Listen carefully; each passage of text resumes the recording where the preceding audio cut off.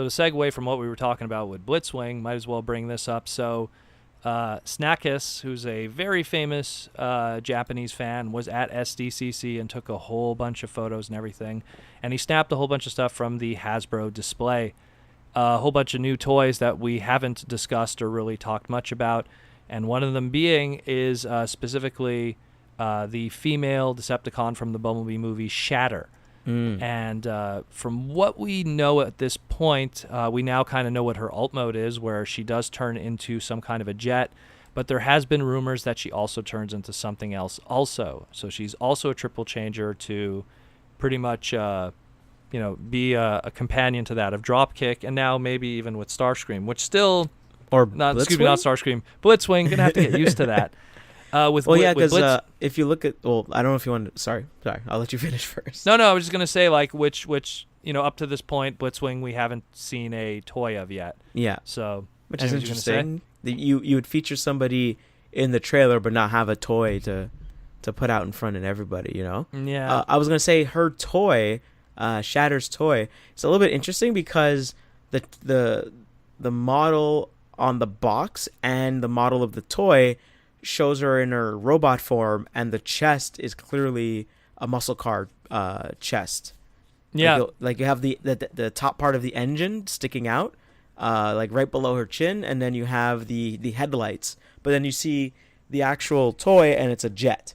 So there's clearly some kind of triple changer tech going on with the villains of this movie.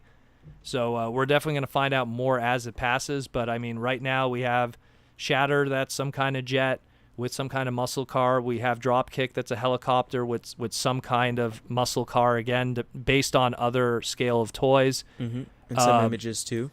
Yeah, and Blitzwing, from what we've seen from the trailer at least, some kind of very Starscream-looking jet.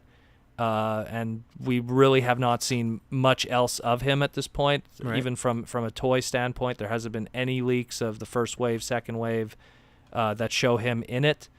So, or even merchandising or posters or control art. So we know nothing of that yet. But I mean, so at least it shows that there seems to be a theme here with these Decepticons from the Bumblebee movie. Can I do another crazy guess, like another crazy assumption?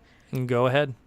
So this is kind of like maybe a soft reboot or maybe a prequel, whatever.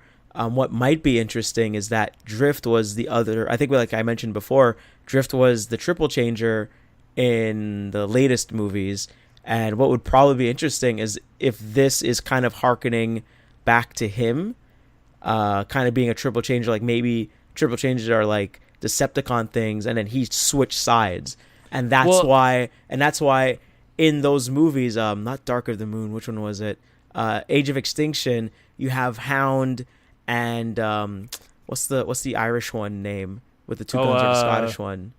Scattershot. Scattershot. That's why they're so contentious with him. They're always like at his throat constantly. Oh no, I think it was Crosshair. Excuse me. So like Crosshairs and not Hound. Excuse me. Or Bulkhead. Yeah, Hound. Excuse me. Yeah, it's Hound. They're always kind of harassing Drift all the time, probably because he's like the Dinobot of the group. He just kind of turned sides, and he's on their cause, but they're still a little bit uneasy at him, so they give him a big hard time, a la Rat Trap. You know what I mean? And you know what though, and that would be something interesting to nicely tie it back into. Yeah, and there was mentioned somewhere, I think it was in just toy material about, or I think maybe it was mentioned in Age of Extinction, but about Drift being a former Decepticon and joining the Autobot ranks. So there could be some kind of tie where he comes from a group of triple changers and he was like an offshoot from them and then joined the Autobots. But I mean, it would be cool. It would be cool if that they're like triple changers in the movie continuity really are a subgroup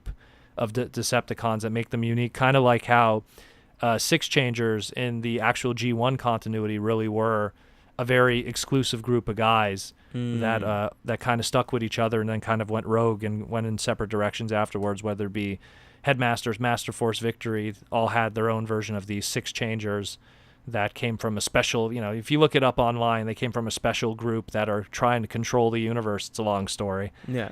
But yeah, either way, it's very interesting that we have a revelation of this, and it leads more to speculation and stuff that we could look forward to when the movie comes out this December.